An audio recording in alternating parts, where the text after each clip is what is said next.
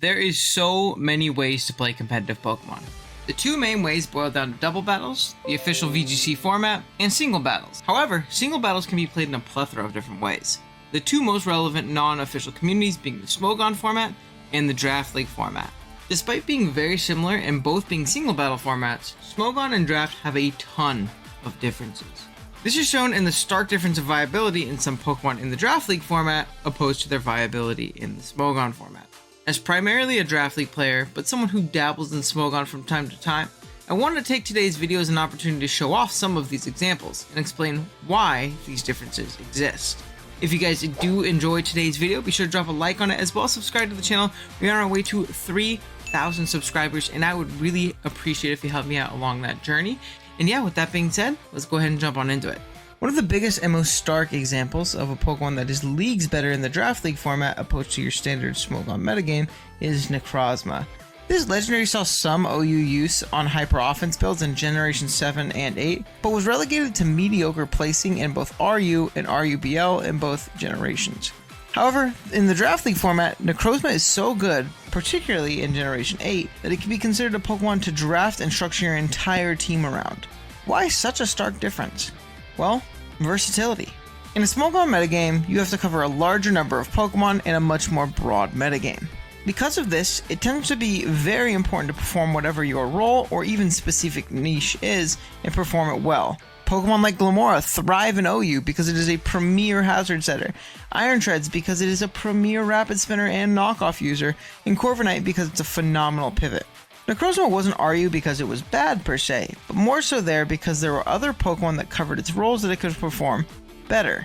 In the Draft League format, Necrozma is a beast because of its versatility and role compression as well as how well it can perform these roles. Necrozma might not be the single best Calm Mind or Dragon Dance sweeper, Stealth Rocker, Defensive Wall, or Wall Breaker in the format, but not everyone gets to have the best Pokemon in that role. Necrozma allows you to have a solid Pokemon in all of these roles, and depending on the matchup and who you're playing.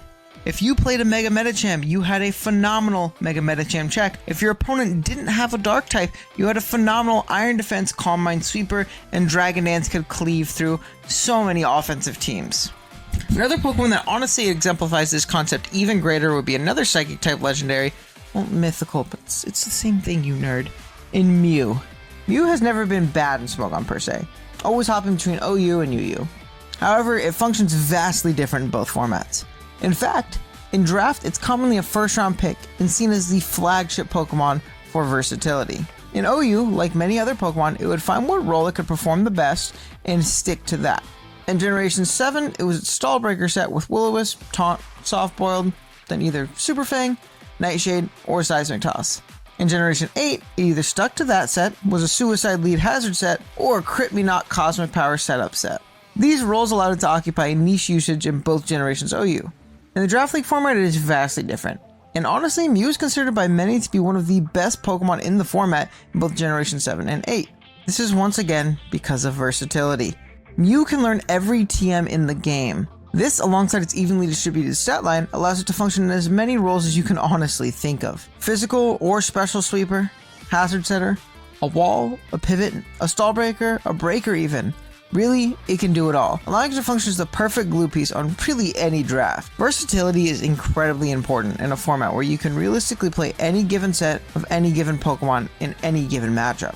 This makes Mew a picture-perfect Draft League Pokemon. Well, at least in all generations. Game Freak really screwed over Mew by taking away its recovery. Can we get a hashtag make Mew great again in the comments? As mentioned prior, in Draft, you only have to account for the 8 to 12 Pokemon your opponent has on their roster. In any given Smogon tier, let's say for example OU, your Pokemon has to account for an insane amount of Pokemon. Some of these Pokemon have much more usage than others. An example of this would be a Pokemon like, let's say, Ferrothorn. This spiky nuisance has been the bane of many players' existence ever since it was introduced back in Generation 5. Not only can it shut down players, there are certain Pokemon that simply cannot deal with it either. One that comes to mind in particular is something like Starmie. Our starfish friend has fallen off hard these last few generations. It went from a permanent OU staple all the way to NU in Generation 8.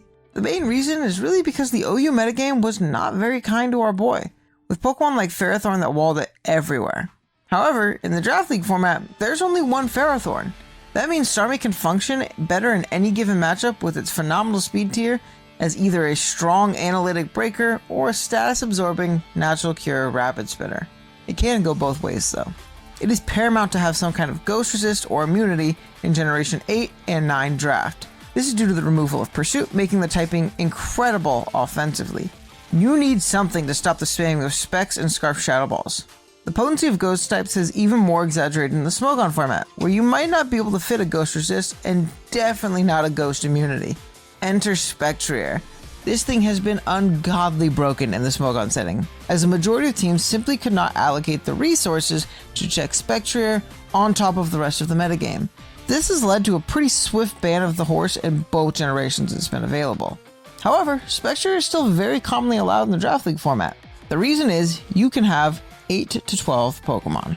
Therefore, it's much more practical to draft a Ghost Resist or Immunity. And when you know it's coming, it's much easier to build a Pokemon that doesn't just raw lose to a wonky sub-Disable or sub-Will-O-Wisp set that could beat down more standard sets. For this reason, a lot of Pokemon you would see typically banned in the Smogon format are much more allowable in draft. We can draft more counterplay with a larger roster and fixed matchups. And we can tailor make our Pokemon to beat them and not an entire metagame. For another example, in the Draft League format, it is a requirement to have a ground type. It blocks annoying Volt switches, and they can usually provide hazard support and a good offensive and defensive typing. For that reason alone, in Generation 8, Regieleki was seen as a mediocre at best, but mostly downright bad Pokemon. You can get away with a no-you, because not every single team could tailor-make a Regieleki counter by having a ground or a bulky one at that. In draft, you will always have a ground type to pivot in and stop those crazy strong transistor-boosted attacks.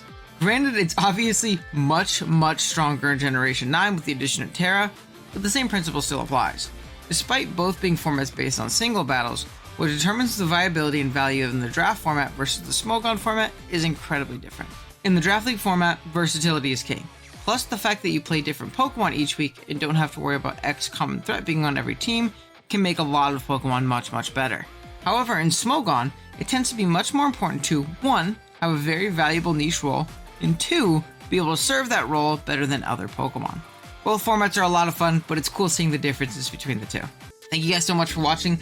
Let me know if you enjoyed this type of, more edited out discussion video. I want to do more of these. I have so many things I feel like I could talk about when it comes to Draft League and all these things. But it's obviously up to you guys. If you guys enjoy them, let me know in the comments, like the video, subscribe to the channel, and hopefully enjoyed it, and at least agree. Let me know in the comments below what your favorite Pokemon in the Draft League format are, opposed to like their Smogon viability. If you're like, man, I love Starmie in draft, but obviously it sucks in OU, that kind of thing. That'd be really cool. And yeah, that being said, I will see you guys in the next one. Later.